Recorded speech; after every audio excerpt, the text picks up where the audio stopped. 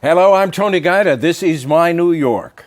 Sly wit in the service of incisive commentary is rare to behold. Fortunately, we can behold it twice a week on the op-ed page of the New York Times.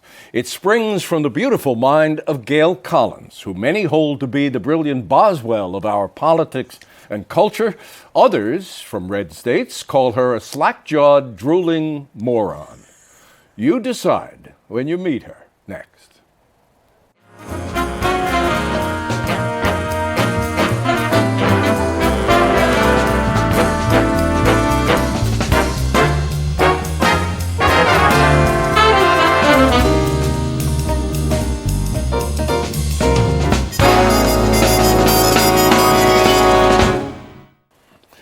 I consider myself fortunate and all of us lucky that we can have Gail Collins join us on the program today. Nice to have you. Good to be here, Tony.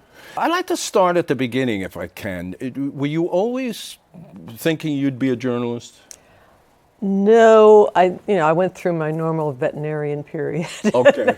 I think almost all girls want to be a veterinarian at some point. And then my mother wanted to be a journalist, so I sort of had it there. I thought I was going to be a novelist and write great novels, but so I did the journalism thing partly, I think, to impress my mother, who really, that was always writing. The thing she never did, but she always wanted to do.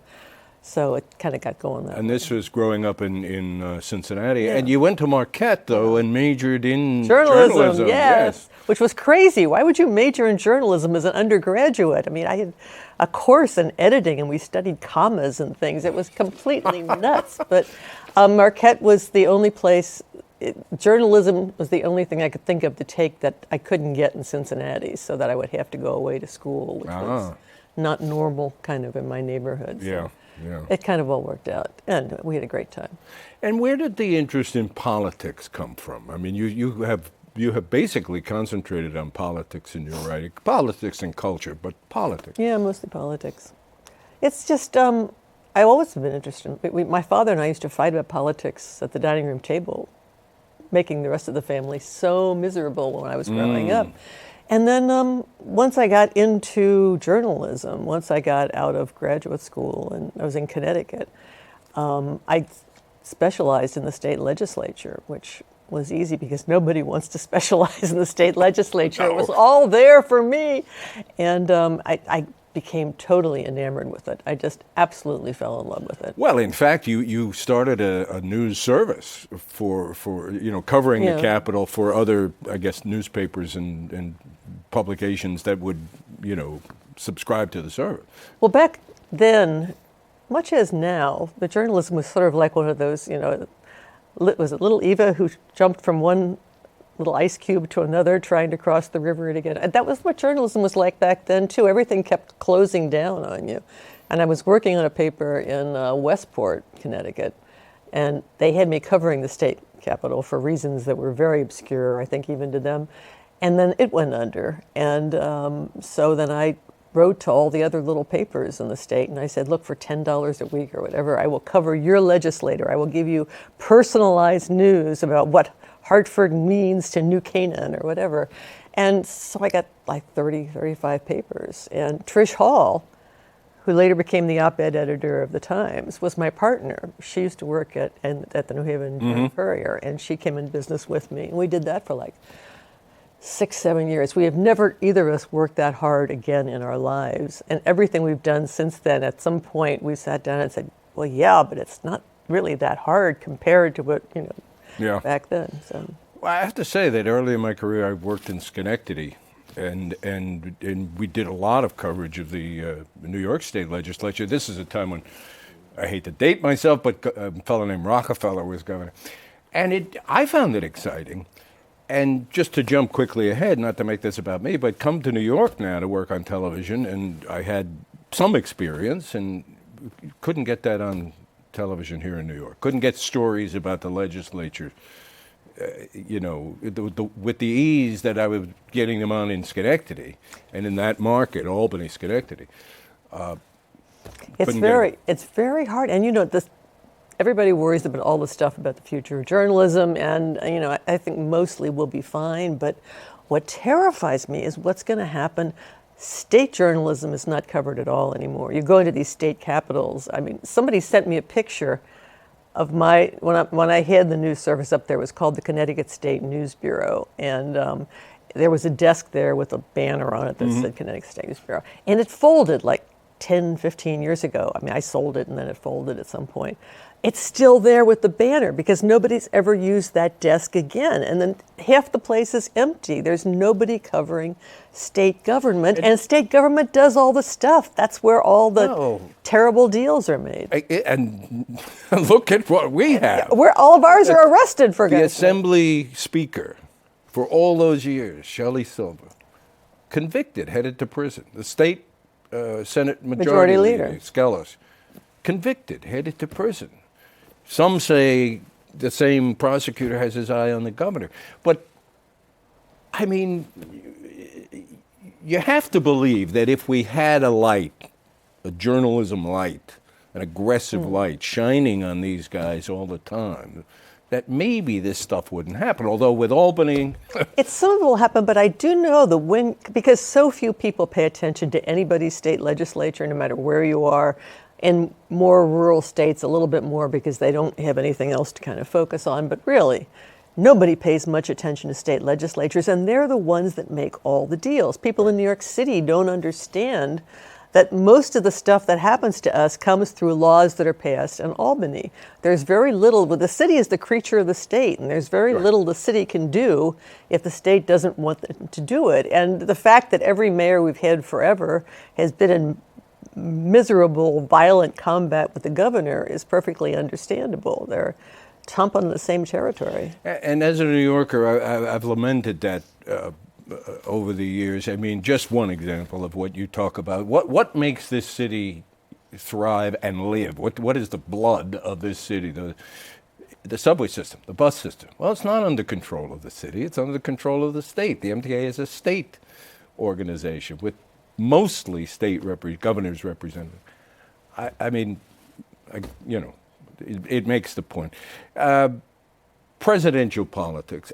It's probably silly to ask this question, but the last presidential election was basically, and I'm talking now when we have two candidates, past the primaries, we've got a Republican, the presidential election was basically conducted in Ohio, Florida, maybe a couple of other what we call swing states. You're trying to say that we're totally irrelevant to the process of electing a president, Tony? Yes, we are. We are totally irrelevant. We're irrelevant. We are irrelevant. But how do we have in what is this, a democracy, a republic? How do we have a presidential election that is not a national election? Yeah. It's a series of state elections, which is nonsense.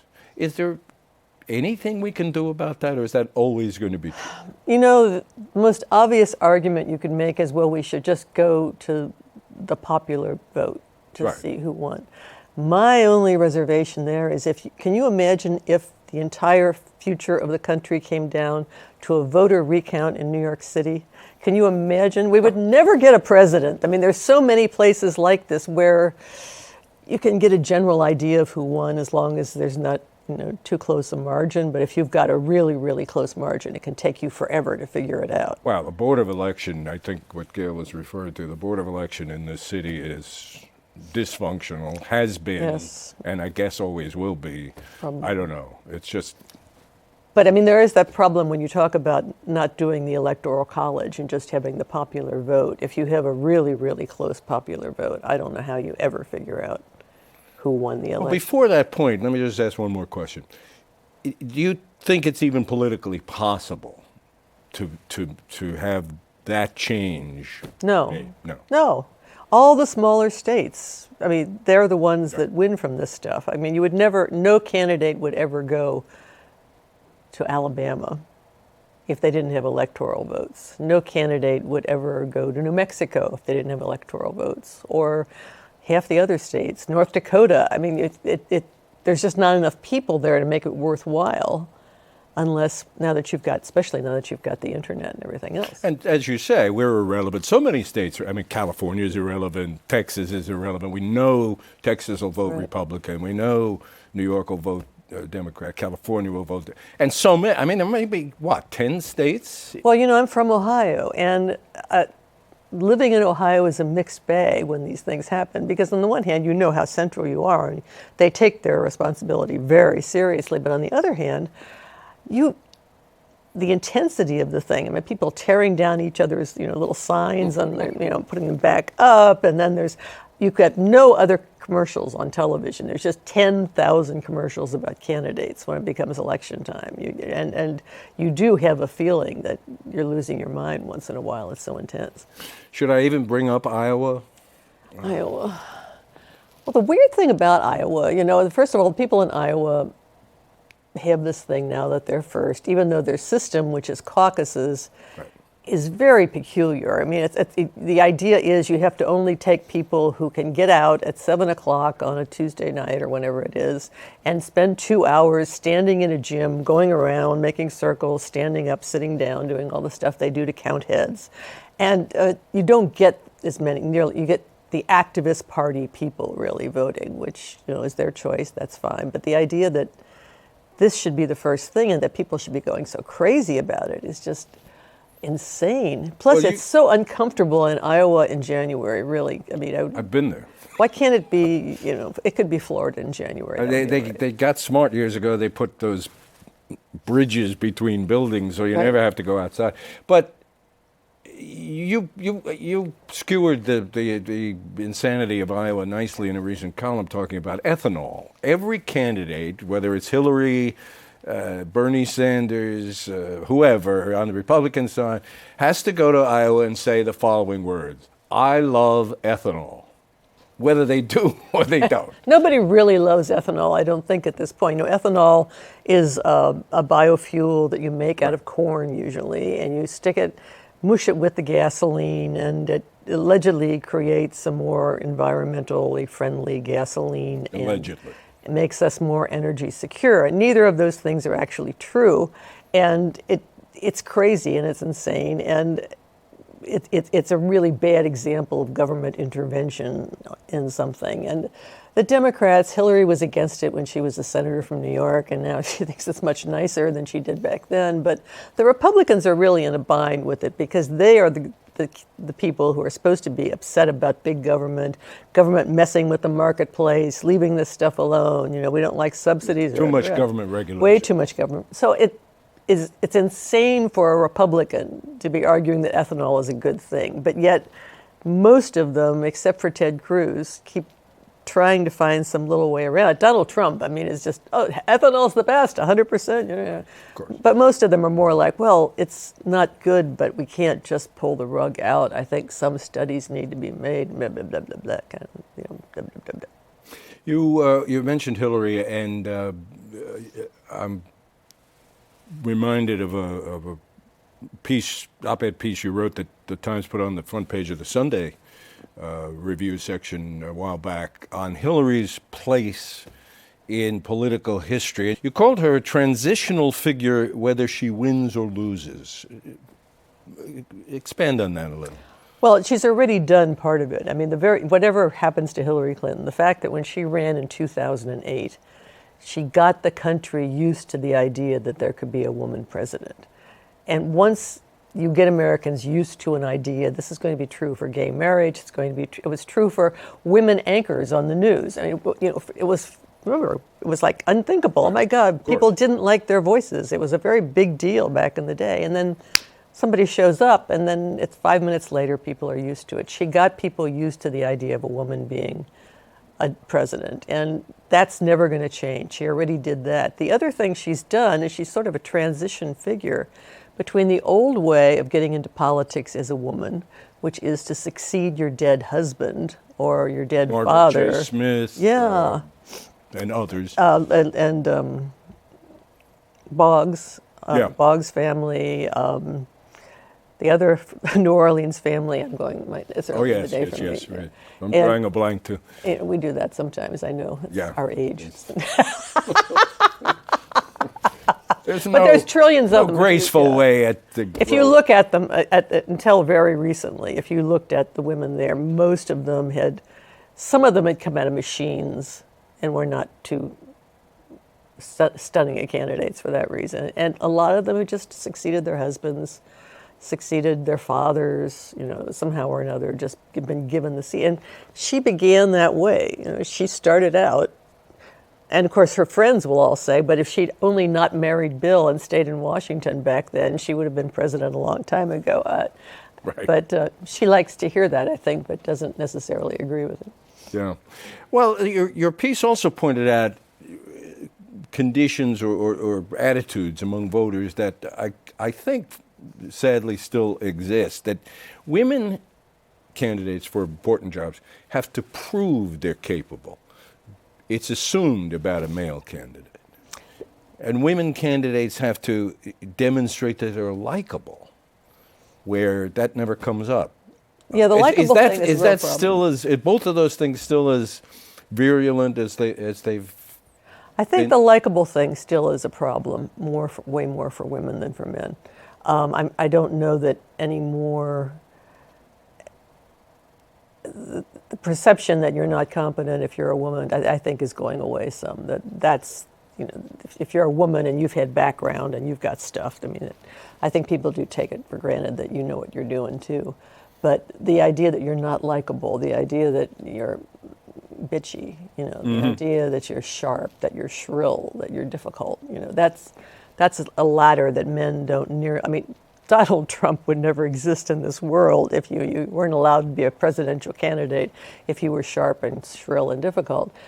But you couldn't have a woman like that. That would never happen, which is good for women. I'm okay with the fact that my sex will never have a Donald Trump version in my lifetime anyway.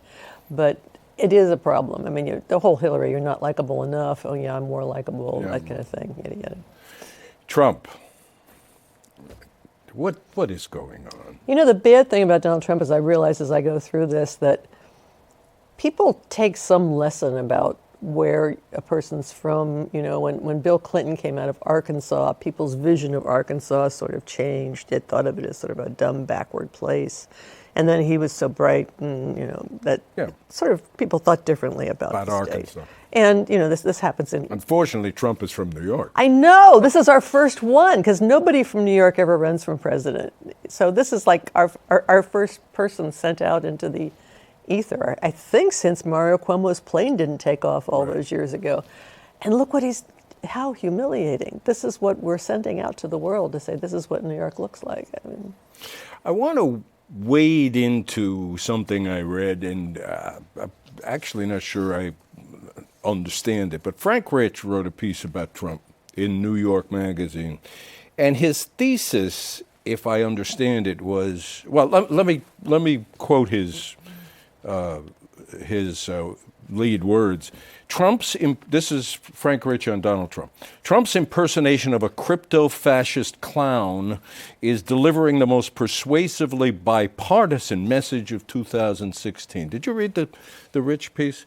I guess his thesis was that by making such a mockery of the political process, hypocritical, two-faced political process, he's going to change it, or we're going to change it. We're going to see it for what it is and change it. Do you buy into any of that? Well, it's a nice thought. Wouldn't it be lovely to think so?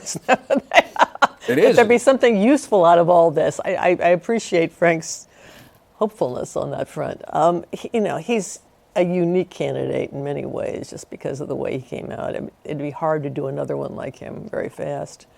And I still don't think he's going to go anywhere. I truly don't. But it'll be so interesting. The thing that people on the inside are all thinking now is, well, he's got this stuff, he's got all this attention, and people go, first name they think of, a lot of recognition, but he's not spending any money. He's not putting people on the ground. He doesn't have organizations. Yeah. Once you get past the first couple of primaries, or a lot of these states, the Idaho caucuses. Well, if there's a state that demands people on the ground, it's Idaho. You don't, and let's not even get into it. We were talking about what it means or what it doesn't mean, and what caucuses are as opposed. Well, that's the Iowa caucuses, which are like right there at the first. So everybody's looking at them and thinking about them. Then you go out and there's an Idaho caucus, way off in March someplace, and that's how they choose their delegates. And I remember thinking when Hillary Clinton ran against Barack Obama the first time, the reason she lost was not because Barack Obama made such great speeches. She did very well in the primaries against Barack Obama, but they had organization deep down because they were, all revved up in places like Idaho. And, the Idaho caucus, just right out, Barack Obama. They've all these places that you need organizational structure to win. Trump hasn't got anything in any of these places. One thing I guess you could take a positive, I don't know, positive, negative, but I found it interesting. He really did put in very clear contrast, relief for everybody to see the role of money in politics, with a very simple, off the cuff, as he says, anything goes into his head, comes out of his mouth. And somebody asked him about why Hillary and Bill came to his wedding, and he said, they had to come, I gave them money. Now, is there a better synthesis of the role of money in politics than that? Yeah, you don't often see a donor showing up at these things, although as a candidate later on, remembering their donor role and then turning it around. That's true. I mean, the interesting thing, though, is that Donald Trump isn't spending any money. He's not spending. The whole presumption is this guy is a billionaire, if he needs stuff. I'm not seeing that there's any Donald Trump money really going into this effort, which is, I find, very, very interesting. One thing I think I heard you say about Hillary a while back, and on the subject of money, is she needs to make a speech about money.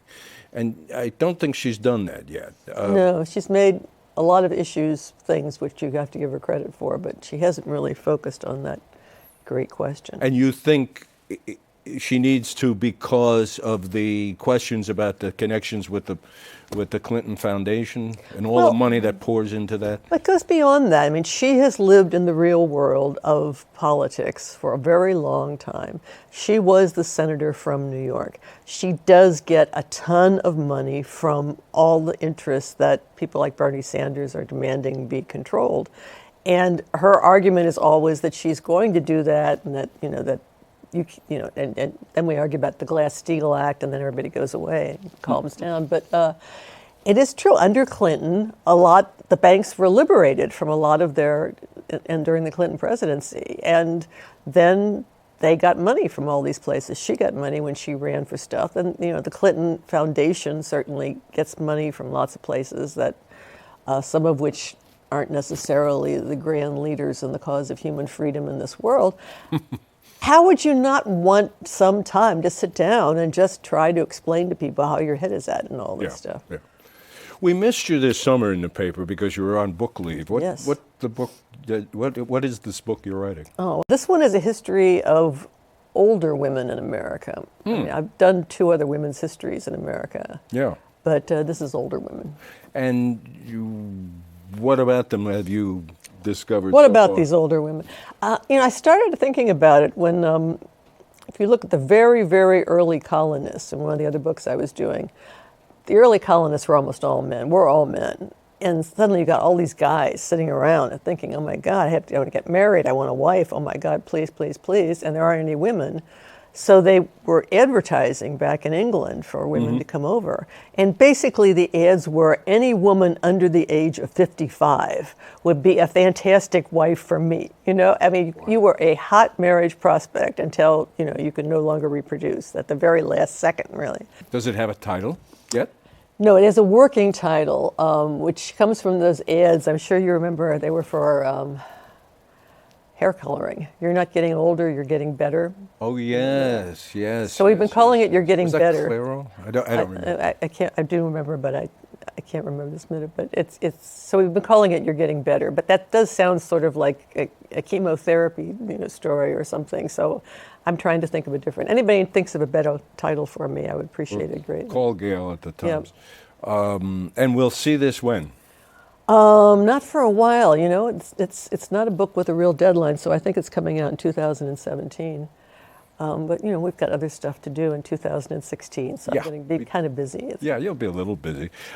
Since you mentioned the other books that you've written about women, one was called America's Women: 400 Years of drudges, dolls, dolls, heroines, helpmates, you know. and the other was more recently when everything changed. History of women from 1960 to now. So this will be a trilogy pretty soon. I guess, yeah. I'm running out of women's subjects. I'll have to do French women next or something, I guess. It's interesting, to go back. I mean, and you do it in the book, when everything changed. I mean, we're talking about Hillary Clinton. We're talking about a transitional figure, as a woman running for president, believably, and it was as recent as the '60s, or maybe the late '50s, that women were coffee, tea, or whatever on stewardesses on the plane. In 1960, in the entire 1960s, there was a plane flight, United, I think, from New York to Chicago every day, called the executive flight, and it was for men only. Really? Because how could a woman be an executive? And the stewardesses would come and give them steak dinners and light their cigars, and the executives would fly back and forth, and women could not enter the plane unless they were stewardesses. This may be a question to launch a whole other half hour, but with all you've written about women and women's issues and women's development, what do you think feminism has yet to accomplish, that it hasn't managed to accomplish yet? Oh, well, there's a ton. That's right.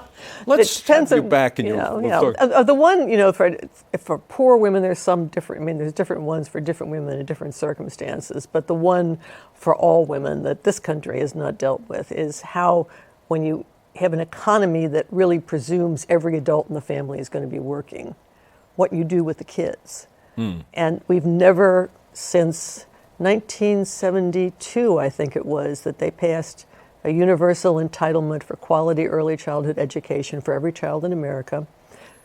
Rich families paid, poor families didn't have to. It was going to be fantastic, and Richard Nixon vetoed it. And that was the last time we ever really dealt nationally with this problem. Well, you point out these things become class issues because a wealthy family can deal with issues like that, whereas the middle class or the poorer families depend on some sort of service, a government service, or something where the government will step in and help. Well, middle-class families do not find this to be the easiest issue in the world either, as things stand right now. So it's my sister runs a bunch of early childhood education centers in Cincinnati, and their theme, and they're nonprofits, and their theme is that they bring in wealthier families, middle-class families, women who are lawyers and stuff like that. Their kids go in, and they're all in classes with kids whose moms are on workfare or are unemployed, so that you have kids who are growing up and getting that kind of experience with an American society from the beginning, and everybody's getting the same quality, which ensures that the middle class quality will endure throughout the class. And everybody is dying to get into these schools because even the middle class parents can't find places like this. It's hard. It's very, very hard to find good places to put your kids that you can feel comfortable with the fact that they're not only safe, but they're learning stuff. They're getting better. Gail Collins, it's a delight to spend this time talking with you, and I'm so happy you joined us on the program. I'm so happy to be here. All right. Thank you. And thank you. We will see you next week.